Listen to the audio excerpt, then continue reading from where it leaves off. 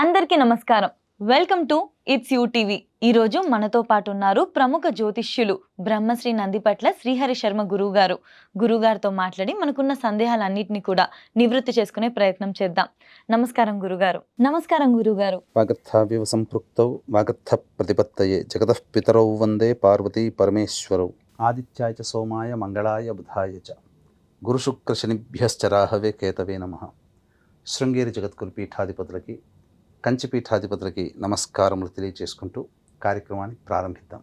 గురుగారు, ఈ సంవత్సరం 2025న మనం అసలు దీపావళి ఏ రోజు జరుపుకోవాలి గురుగారు? అంటే కొంతమంది 20వ తారీఖు అంటున్నారు, కొంతమంది 21వ తారీఖు అని అంటున్నారు. దీపావళి పండుగ అనేటువంటిది 5 రోజుల పాటు జరుపుకునేటువంటి పండుగ. కొన్ని ప్రాంతాలలో 3 రోజుల పాటు జరుపుకుంటారు. మన దక్షిణాది ప్రాంతంలో అయితే ఒక్కరోజే జరుపుకుంటారు, అమావాస్య ఒక్కరోజే. అది టపాకాయలు కాల్చుకోవడానికి జరుపుకునే పండుగగా.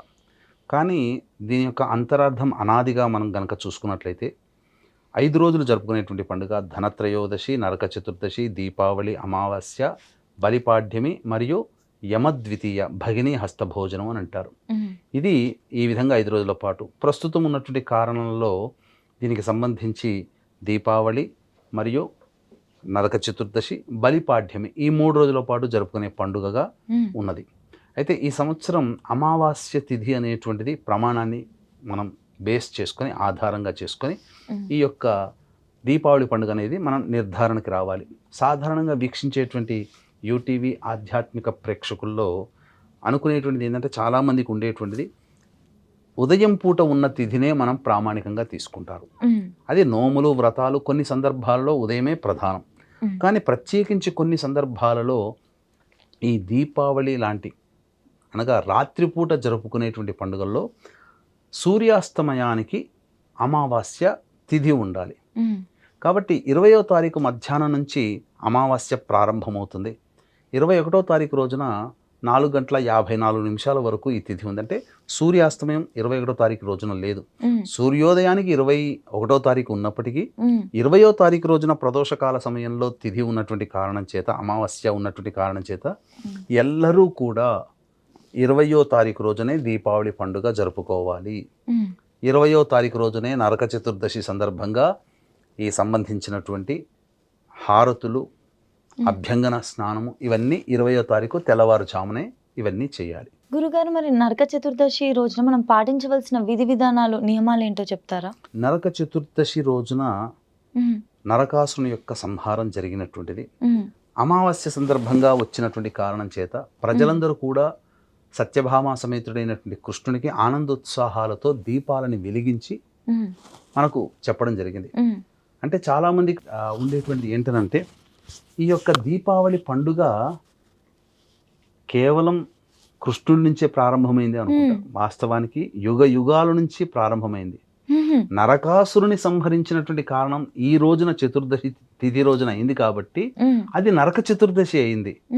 కానీ అంతకుముందే ఈ చతుర్దశిని ఆశ్వీజ అమావాస్య ముందు వచ్చే చతుర్దశి రోజున విశిష్టత ఉంది. ఈ చతుర్దశి ఉన్నటువంటి కాలంలో అభ్యంగన స్నానము చేయమని శాస్త్ర ప్రకారం. హారతులు తీసుకునే ఆచారము తెలంగాణ ప్రాంతంలో ఉంటుంది, ఆంధ్ర ప్రాంతంలో ఉండదు. కేవలం అభ్యంగన స్నానం. శాస్త్రం ఏం చెప్పబడుతుందనంటే, ఈ చతుర్దశి అమావాస్య ముందు వచ్చే చతుర్దశి తిథి రోజున నువ్వుల నూనెను బాగా దట్టించి తరువాత సూర్యోదయం కంటే ముందే స్నానం ఆచరించమని శాస్త్రం. అయితే ఈ తెలంగాణ, మహారాష్ట్ర కొన్ని ప్రాంతాలలో హారతులు తీసుకుంటారు. ఇది చాలా ప్రత్యేకమైనటువంటి విధి. అందరూ కూడా ఆచరించవచ్చమ్మా. మనకు ఆనవాయితీ లేదు, మనం పాటించాల్సిన అవసరం లేదు అనుకుంటున్నారు చాలామంది. కానీ ఇది సశాస్త్రీయమైనటువంటి విధానం. అంటే 3:15 నుంచి 5:15 మధ్యకాలంలో ఈ సంబంధించినటువంటి హారతులు తీసుకోవాలి. 5:15 నుంచి 6:15 మధ్యకాలంలో, అనగా సూర్యోదయం కంటే ముందే ఈ యొక్క అభ్యంగన స్నానం అనేది ఆచరించాలి. ఎవరైతే ఈ యొక్క అభ్యంగన స్నానము, నువ్వుల నూనెతో కూడుకున్నటువంటి స్నానము లేదా మామూలు స్నానమైన సూర్యోదయం తర్వాత చేస్తారో వారికి జీవితం నరకప్రాయం అవుతుంది అని చెప్పి. అంటే ఈ ఒక్క అనేక సంవత్సరాలు అనేక చతుర్దశులు వస్తాయి. ఒక్కసారి చేయకపోయినంత మాత్రం ఇబ్బంది అని అంటే, ఇక్కడ లెక్క తీసుకోవాల్సింది ఏంటంటే, ఈ యొక్క చతుర్దశి తిథుల నుంచి వచ్చే దీపావళి అమావాస్య వరకు యమబాధలు ఉండవు.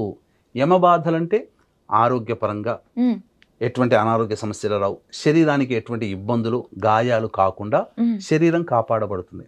అయితే ఈ యొక్క సంబంధించినటువంటి హారతులు కూడా ఎంతో వేడుకగా ఉంటుందమ్మా. తెలంగాణ ప్రాంతంలో ఎలా చేస్తారనంటే ఆ పొద్దున్నే 3 గంటలకల్లా లేచి చక్కగా ఇంట్లోని పురుషులందరినీ కూడా తూర్పు వైపు ఫేస్ చేసేటట్టుగా చేసి ఇంట్లోని ఆడవాళ్ళందరూ కూడా దిష్టి తీస్తారు. ఒక సందర్భంగా ఆవృత్తి అని అంటారు, అదొక దిష్టి లాగానే ఇది కూడా.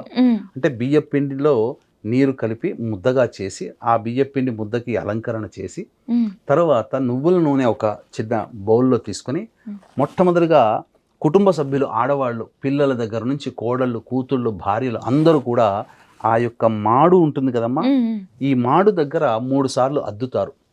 ప్రతి స్త్రీమూర్తి చేయాల్సిందే, ప్రతి వాళ్ళకి చేయాల్సిందే. చేసిన తర్వాత అప్పుడు ఈ యొక్క పిండి ముద్దని 3 సార్లు క్లాక్ వైజ్గా మళ్ళీ 3 సార్లు యాంటీ క్లాక్ వైజ్గా తిప్పుతారు. ప్రతి మగవాళ్ళకి అందరూ ప్రతి ఆడవాళ్ళు చేయాల్సిందే, పిల్లల దగ్గర నుంచి పెద్దవాళ్ళ వరకు. చేసిన తర్వాత అప్పుడు దీపారాధన, ఆ యొక్క దీపాలతో వాళ్ళకి హారతిగా ఈ విధంగా దీపంతో ఇలా అద్దాలి. ఇలా చేసి తదనంతరం నువ్వుల నూనె ఒంటికి బాగా దట్టించి సూర్యోదయం లోపలనే స్నానం ఆచరించమని. ఈ యొక్క నరక చతుర్దశి రోజున నువ్వుల నూనెలో లక్ష్మీదేవి స్థిరంగా ఉంటుంది. అలాగే ఏ నీటితోనైతే మనం స్నానం ఆచరిస్తామో ఆ నీటిలో గంగా నిక్షిప్తమై ఉంటుంది. ప్రతి జలము కూడా ఇక ఆ నీటి బావి నీరా, చెరువా, నదా, సముద్రమా అని లేదమ్మా. నీరు అంటేనే అందులో గంగాదేవి నిక్షిప్తమై ఉంటుంది. ఆ రోజున ఎటువంటి విధానముతో చేయాలంటే బకెట్లో ఏదైతే మనం నీరు వేడి నీరు మామూలుగా నీరు పోసుకుంటామో, వేడి నీరైనా చల్లనీరైనా, అందులో 3 కొమ్మలని పట్టుకొచ్చుకొని కలియ తిప్పమని శాస్త్రం. ఏంటా కొమ్మలంటే అపామార్గం అంటే ఉత్తరేణి, తర్వాత తుమ్మి మొక్క, తుమ్మి కాండము, తర్వాత దిరిసెన చెట్టు కాండం. ఈ 3 చెట్టు యొక్క కాండాలను తీసుకొని ఆ 3టిని కలిపి ఇలా సంబంధించినటువంటి యముణ్ణి నామస్మరణ చేసుకుంటూ అపామార్గం స్మరణ చేసుకుంటూ ఈ యొక్క నీటిలో ఈ యొక్క రసాయనిక చర్య జరుగుతుంది ఆ 3టి వల్ల. ఆ నీటిని స్నానం ఆచరించడం వల్ల ఓ అపామార్గమా, అనేక రకాలైన భవిష్యత్తులో వచ్చేటువంటి వ్యాధుల నుంచి నన్ను రక్షింపుము అనేటువంటి యొక్క భావముతో ఆ విధంగా తిప్పాలి. 3 సార్లు తిప్పి ఆ నీటితో స్నానం ఆచరించాలి. స్నానం ఆచరించి రాగానే ప్రతి వ్యక్తి కూడా యమతర్పణం అనేది చేయాలమ్మా. ఎందుకనంటే యమతర్పణం అనేటువంటి విధానం కూడా చాలా సుస్పష్టంగా మన యొక్క శాస్త్రంలో చెప్పబడి ఉంది. ఇది ప్రతి వ్యక్తి చేయాల్సింది. ఈ విధానాన్ని ఎవ్వరూ ఆచరించట్లేదు ఇప్పుడు. వాస్తవంగా చెప్పాలంటే ఇటువంటి విధానము మర్చిపోయారు. అభ్యంగన స్నానం చేయట్లేదు. సూర్యోదయం లోపలనే 20వ తారీఖు ఇదంతా చేయాల్సింది 20వ తారీఖే. 19 మధ్యరాత్రి తెల్లారితే 20వ తారీఖు అనగా 3 గంటల 15 నిమిషాల నుంచి 5 గంటల 15 నిమిషాల కాలంలో దీప హారతులు, నువ్వుల నూనె ఒంటికి పట్టించుకోవడం ఇవన్నీ చేసుకుని 5:15 నుంచి 6:15 లోపల అనగా సూర్యోదయం లోపల స్నానం ఆచరించాలి. చేసి అంటే కొంతమందికి అవకాశం ఉండకపోవచ్చు, కనీసం సూర్యోదయం అయిన గంట లోపలనైనా కానీ స్నానం ఆచరించాలి హీనపక్షంలో. తరువాత రాగానే యమతర్పణం చేయాలి. ఈ యమతర్పణం అనేటువంటిది చాలా మంది తండ్రి ఉన్నవాళ్ళు చేయొచ్చా, తండ్రి లేని వాళ్ళే చేయాలి కదా తర్పణాలు అని అంటారు. ఈ యొక్క యమతర్పణము, భీష్మ తర్పణము, ఇవి 2 కూడా తండ్రి ఉన్నవాళ్ళైనా తండ్రి లేని వాళ్ళైనా ఖచ్చితంగా ప్రతి మానవుడు ఆచరించాల్సినటువంటి విధానం. అయితే ఈ ఆచరించే విధానంలో తండ్రి ఉన్న వాళ్ళకి తండ్రి లేని వాళ్ళకి ఒక పద్ధతులు చెప్పబడి ఉన్నాయి. తండ్రి ఉన్నటువంటి వ్యక్తి పిల్లల దగ్గర నుంచి ఎవరైనా కానీ, చిన్న పిల్లల దగ్గర నుంచి ఎవరైనా కానీ తూర్పు వైపున కూర్చొని, తండ్రి ఉన్నటువంటి వాళ్ళు ఎవలంటే ఇప్పుడు చెప్పుకునే బార్లీ గింజలకి సంబంధించింది. ఈ ఎవలని చేతిలో పోసుకొని తూర్పు వైపు ఫేస్ పెట్టి ఆ యొక్క యముడికి సంబంధించినటువంటి నామాలు ఉంటాయి, ఆ నామాల్ని చెబుతూ నీటిని వదలాలి. తండ్రి లేని వాళ్ళు ఎవరైతే ఉంటారో, అంటే యజ్ఞోపవీతం ఉన్నవాళ్ళు యజ్ఞోపవీతం సవ్యంగానే వేసుకోవాలి తండ్రి ఉన్నవాళ్ళు. తండ్రి లేని వాళ్ళు దక్షిణం వైపు ఫేస్ పెట్టి అప్పుడు ఈ ఉపవీతాన్ని ప్రాచీనావీతి అంటే అపసవ్యంగా వేసుకుంటారు. సవ్యంగా ఎడమ నుంచి కుడి వైపుకు ఉంటుంది, అపసవ్యం అన్నప్పుడు కుడి నుంచి ఎడమ వైపుకు వస్తుంది. అపసవ్యంగా తండ్రి లేని వాళ్ళు దక్షిణం వైపు ఫేస్ పెట్టి నువ్వులని చేతిలో వేసుకొని తర్పణాలు వదలాలి. ఆ వదిలే విధానం కూడా తండ్రి ఉన్న వాళ్ళేమో బార్లీ గింజలు చేతిలో పెట్టుకొని ఇలా స్ట్రైట్గా ఇందులో పెట్టుకొని స్ట్రైట్గా వదిలితే, తండ్రి లేని వాళ్ళు అరచేతిలో నువ్వులు వేసుకొని ఇలా ఈ యొక్క బొటన వేలు గుండా తర్పణాలు వదలాలి. ఈ సందర్భంలో ప్రతి నామాన్ని, యముడికి సంబంధించినటువంటి ప్రతి నామాన్ని చెప్పుకోవాలమ్మా. ఏమా నామాలు అనంటే, తండ్రి ఉన్నవాళ్ళనే తండ్రి లేనివని చెప్పే విధానం చెప్పాం కదా. యమాయ నమః, యమం తర్పయామి తర్పయామి తర్పయామి అని తండ్రి ఉన్నవాళ్ళు, లేనివాళ్ళు ఇలా తండ్రి లేని యమం తర్పయామి తర్పయామి తర్పయామి ఇలా. యమాయ నమః, ధర్మరాజాయ నమః, ధర్మరాజం తర్పయామి తర్పయామి, మృత్యవే నమః, మృత్యుం తర్పయామి తర్పయామి తర్పయామి, అంతకాయ నమః. ఇలా ప్రతి నామానికి కూడా ఆ నామానికి తర్పయామి తర్పయామి యాడ్ చేసుకోవాలి. అంతకాయ నమః, వైవస్వతాయ నమః, కాలాయ నమః, సర్వభూతక్షయాయ నమః, ఔదుంబరాయ నమః, దధ్యాయ నమః, నీలాయ నమః, పరమేష్ఠినే నమః, వృకోదరాయ నమః, చిత్రాయ నమః, చిత్రగుప్తాయ నమః. ఇలా నామాలని చెప్పుకుంటూ ఆ నామం తర్వాత నమః అని చెప్పుకొని ఆ నామాన్ని మళ్ళీ చెప్పి తర్పయామి తర్పయామి తర్పయామి 3 సార్లు తండ్రి లేని వాళ్ళు, తండ్రి ఉన్నవాళ్ళు ఇలా తర్పయామి తర్పయామి తర్పయామి ప్లేట్లో వదలాలి. ఇది ఖచ్చితంగా చేయాలి.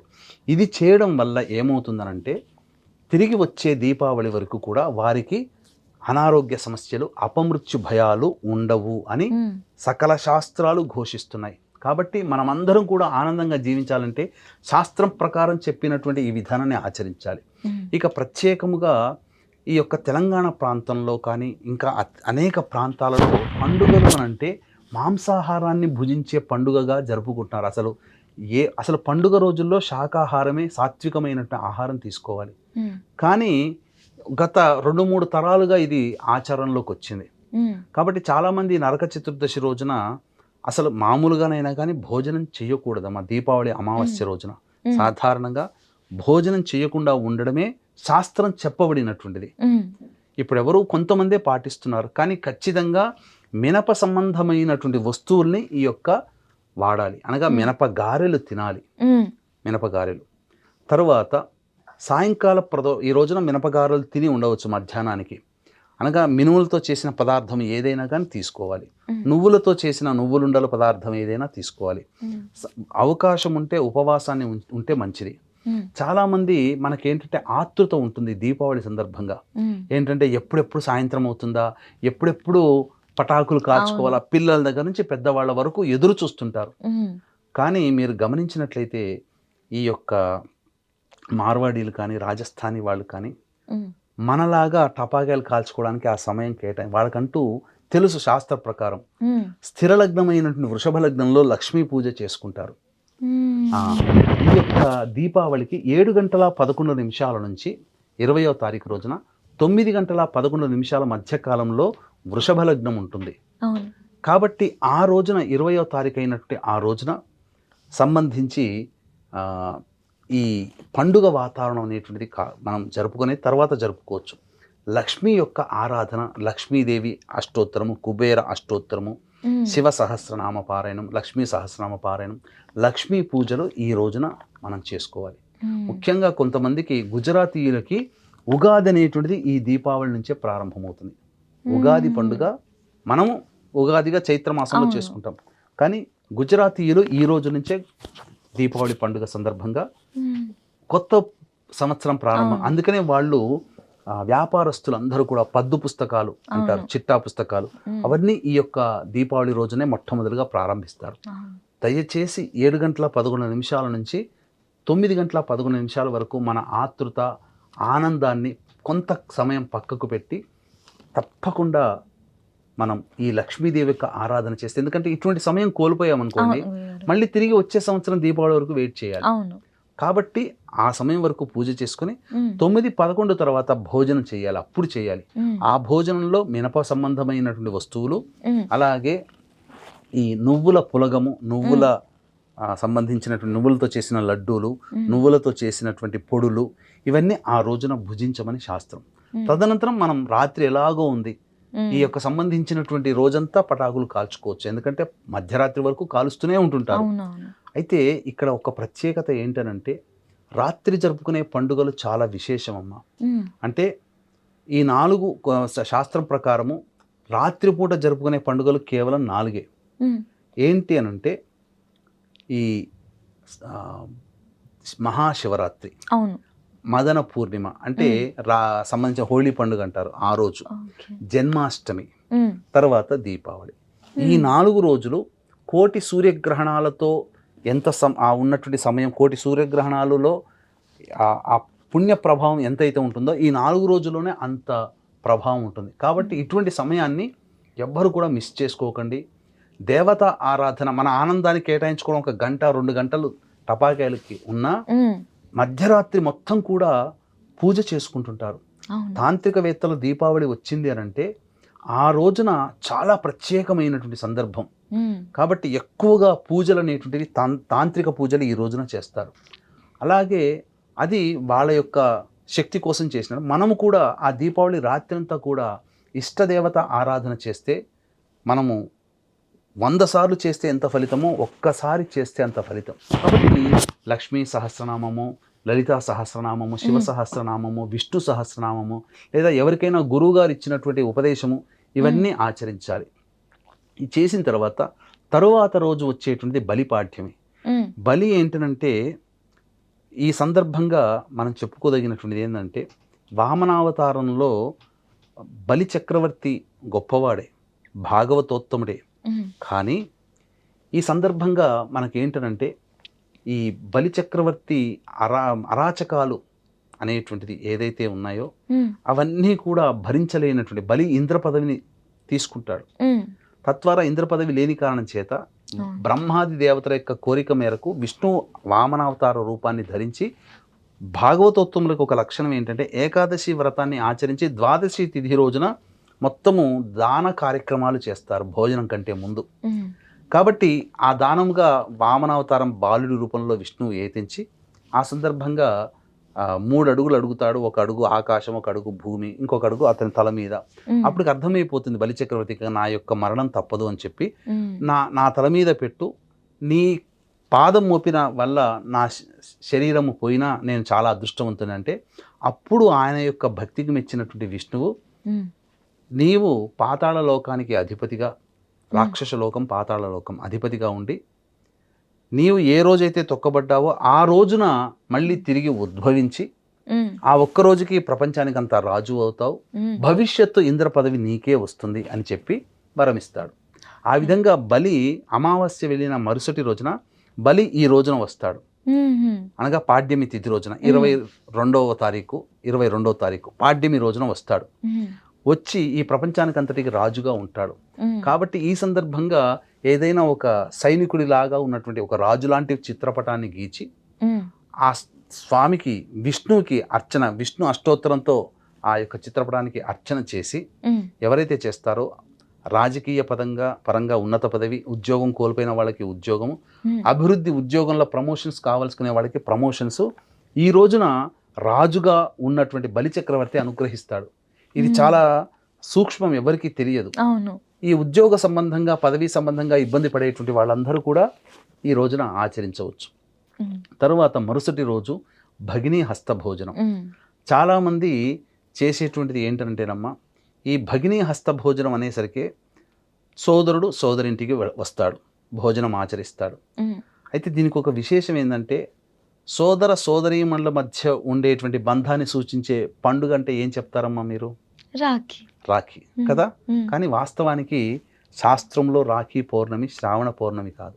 సోదర సోదరీమణుల మధ్య ఉండే బంధాన్ని సూచించే పండుగ శాస్త్ర ప్రకారం అయితే యమద్వితీయ, దీపావళి పండుగ జరుపుకున్న తర్వాత వచ్చే 2వ రోజు ఇది. శ్రావణ పౌర్ణమి రోజున జంధ్యాల పౌర్ణమి లేదా దక్షిణామూర్తి జయంతి, హయగ్రీవ జయంతిగా చెప్పుకుంటారు. విద్యాధిపతిగా హయగ్రీవ జయంతి, జంధ్యములు మార్చుకునే రోజుగా మాత్రమే పరిగణించాలి. ఎక్కడి నుంచో వచ్చింది ఆచారం, ఇది తెలియదు. ఏదో ఒక రాజు సందర్భంగా వచ్చినటువంటి పౌర్ణమి రోజున రాఖీ కట్టడం అనేటువంటి సందర్భంగా రక్ష కట్టినటువంటి కారణం చేత అది అనాదిగా మనకు రాఖీ పౌర్ణమిగా వచ్చింది. కానీ ఇదైతే శాస్త్రంలో ధర్మశాస్త్రంలో అయితే లేదమ్మా. రాఖీ పౌర్ణమి, శ్రావణ పౌర్ణమి సంబంధమే లేదు. సోదర సోదరీమణికి సంబంధించింది కానే కాదు. ఇది అసలైంది. మనం ఏంటంటే కలియుగంలో ఏది ధర్మమో అది ఆచరించము, ఏది అధర్మమో అది ఆచరిస్తుంటాం. ధర్మపరమైనటువంటి సోదరీమణుల మధ్య ఉండే బంధాన్ని సూచించే యమద్వితీయ రోజున, అంటే యమున అంటే సూర్యుని కుమారులైనటువంటి యముడు, కుమార్తె అయినటువంటి యమున వివాహం కాగానే అడుగుతుంది, అన్న నా ఇంటికి రా ఒక్కసారి. ఎందుకంటే ఏ సోదరికైనా అన్నకో తమ్ముడికో పిలిచి అన్నం పెట్టాలని ఉంటుంది కదా.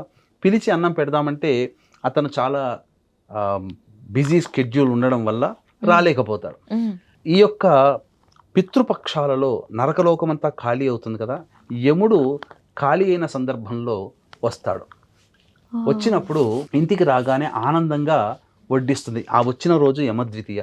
అన్నకిష్టమైనటువంటి పదార్థాలన్నీ చేసి పెట్టిన తర్వాత ఆమెకి కావలసినటువంటి ఆనందంగా ఉండేగా ఏదైనా వరం కోరుకోమా అంటే, నాకేం వద్దన్నయ్య, నాకు అన్నీ ఉన్నాయి, నువ్వు రావడమే నాకు చాలా గొప్ప.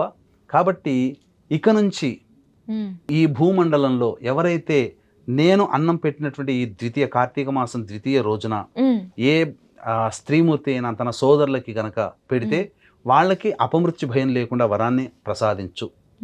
అనగా దీన్ని ఎలా మనం కన్సిడర్ చేయాలంటే, తిరిగి మళ్ళీ వచ్చే దీపావళి వరకు అటువంటి సోదరి చేతిలో భోజనం చేసినటువంటి వ్యక్తికి అపమృత్యు భయం అనేటువంటిది ఉండదు.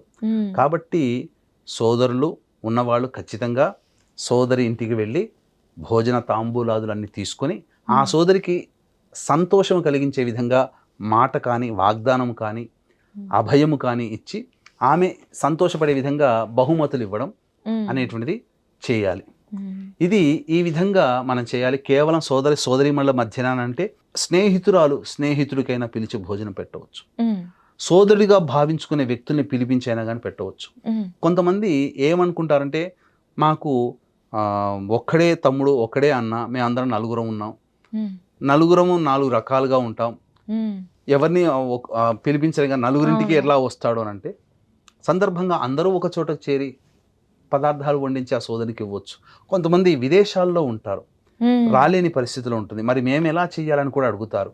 ఆ సందర్భంగా ఏంటంటే ఈ సంబంధించినటువంటి భోజనానికి ఏర్పాటు చేసే విధంగా ఏదైనా నగదు పంపించి, భోజనం నా పేరు మీద నేను పంపిస్తున్నానన్నయ్య, భోజనం చెయ్యనంటే సోదరి ప్రీతి కోసమే అతను ఎక్కడైనా భోజనం చేసినా అది సోదరి పెట్టిన భోజనంగానే ఆ రోజుకి పరిగణించబడుతుంది అని చెప్పవచ్చమ్మా. చక్కగా మనం దివాళీ గురించి మాట్లాడుకున్నాం, అంతేకాకుండా 5 రోజుల పండుగ గురించి కూడా ఎంతో వివరంగా మాట్లాడుకున్నాం.